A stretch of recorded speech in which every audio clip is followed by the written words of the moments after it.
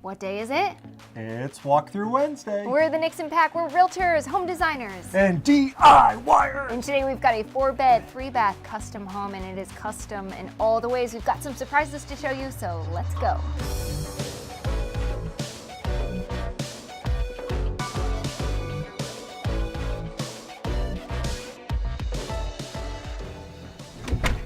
We haven't even gotten inside yet, and I'm already wowed by that stamped asphalt driveway. And there's real tile on the porch. It's already extraordinary, and we haven't even gotten in here. Okay, so to our left, we have an office with a Murphy bed. I know you love those. It's probably where I'd be sleeping because I'm always kicked out of the big bed. And the detail work on the ceilings is just magnificent. And the formal dining room is amazing, but when I first came in, what I really had to appreciate, I've never seen rounded off drywall. And we see a lot of homes. Yes, I'm done right here. Okay, take the rest of the house. Okay, so the coffered ceilings, we've seen these before, but have you seen them kind of cascading like this? No, this is absolutely gorgeous. I don't know who did the woodwork, but whoever did, yeah, all the way around. This is a JMG custom home, and you can tell that it is custom through and through. Even to their furniture, I mean, they have strategically designed this home to highlight its best features with the custom woodworking in here. And I like with these shelves in particular, you know when they are set at a certain height, you can't really get certain items that you might want to display. Right, you got some highs, some lows, you can fill everything in here. Beautiful. And what I have to say is get ready for the beat button. Is that a big fan? Yes, it is. You had to do it. I know you did. In today's Real Estate Nugget, we're talking what comes with a house. Oftentimes it can be confusing because you come in and you're oohed and awed by all this fabulous design. I'm eyeing the couches from Miami. And we personally have sold some properties fully furnished, and you could do that as well, but usually real estate agents want to stay out of it. Attorneys sometimes don't feel comfortable with it. So hopefully you have a good relationship with the seller and you being the buyer that can work something out after the deal. But what does come with a house? Real property. And what does that mean? That means fixtures. So things that have been screwed into the wall or the floor, those automatically are written into the contract. Also, you might be surprised and a little bit excited to see that blinds and curtains always come with the house.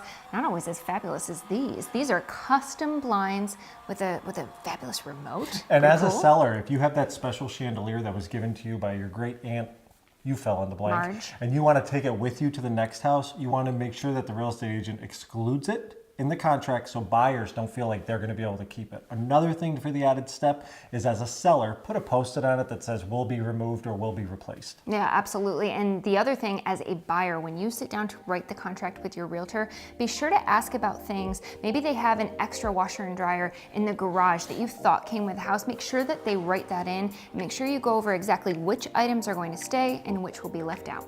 John, what's really cool is that they obviously have this beautiful open floor plan, but they found a way to define the space by putting this piece right here, which is dual purpose. By this piece, she means the liquor stash that I found.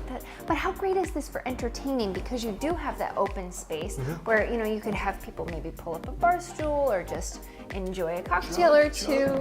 Oh no. Just so everybody knows, this granite, thank God it's beautiful because they have it here in the kitchen, they have it here on the separator or pass-through. They also used it on top of the staircase going down to the basement, lower level. And I love the design features that they've chosen, where all of the elements play together so beautifully when you're looking at the pendant lighting here, and they're staggered at different heights, and it really complements the tile. Oh, were you talking? I'm sorry. I would just do this every night. Oh, is dinner ready? This house does not skimp on details or the bells and whistles, and I can't wait to see the master bedroom. Let's go.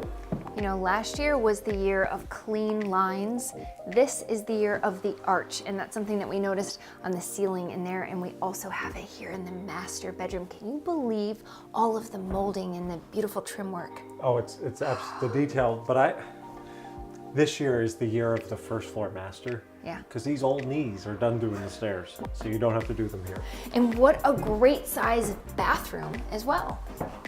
Does this feel like a basement to you? I don't even know where we are. It's the lower level, and they have achieved this lower level look, and you can too. So if you have a basement in your home that you want to feel like the upstairs living space, you can do that really easily. So there's a couple points. One, try to bring the molding that you used upstairs, downstairs. There's number one. Number two, Put a nice tile floor in the bathroom. It doesn't say linoleum, it says tile. It makes you feel like you're above ground. Also, if you're able to bring the hardwood floors down, another one, I know I'm keep going with this list, they did everything right here. Real ceiling. If you have to put a drop ceiling in a certain area so you can have access to water or any of the mechanicals, go ahead for that area. But if you can use drywall everywhere else, it's definitely going to make you feel like you're above ground. Makes a huge difference, and this is something that you don't see in every basement. Another thing I like from a design perspective is using the same furnishings that you would use upstairs, the same paint colors to kind of keep that continuity as you go down to the lower level and really make it feel like another layer of living space rather than just using Aunt Marm. Did we already pick on Aunt Marm's old furniture downstairs? You know, design this space with another level of living in mind. I don't know who Aunt Marm is, but you know where she isn't? Upstairs above the beyond the door, because there is no door. When you're doing lower level, if you can get away with not using a door, it's not a basement. 2 full bedrooms downstairs. Mine's better. And 1 full bath, great size bedroom. Perfect size. And what, again, I love so much about this space is that you have full light coming through so it doesn't feel so basement-y. Because usually people like to say when they build and they spend the money on the basement, they want to have people say, you know, let's go downstairs. And you always feel like, why are they putting me in the basement? You don't feel like you're in the Here you basement. want to be. Could you believe that there is a 3rd kitchen?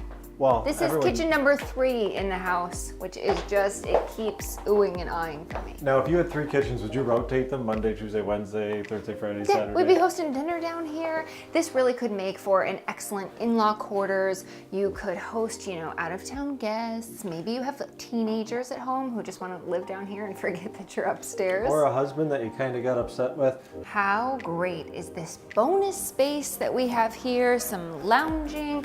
A whole kitchen set up too, refrigerators. This is like cribs. It is, and you can go to the basement right over there, where I think I'm gonna go. Or, I'm in the garage! This is more living space. Well done. Well done.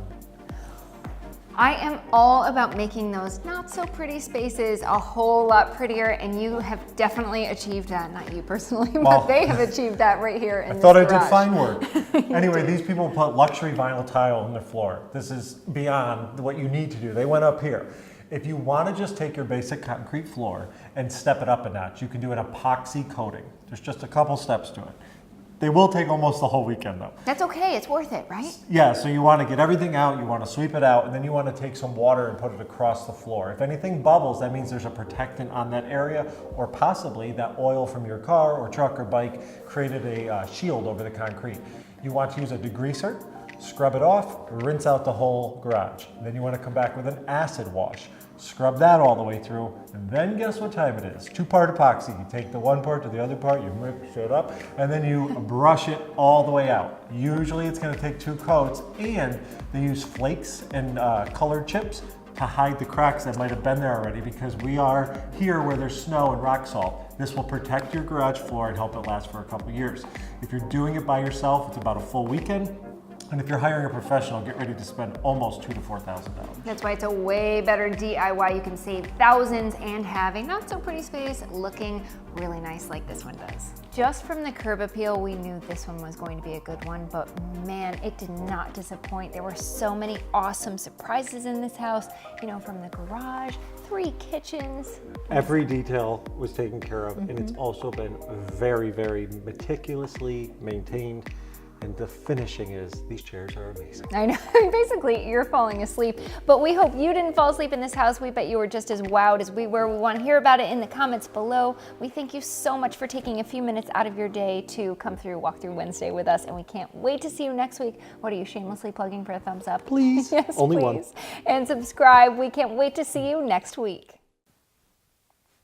Did we talk too long, or was it okay? That was good. Okay.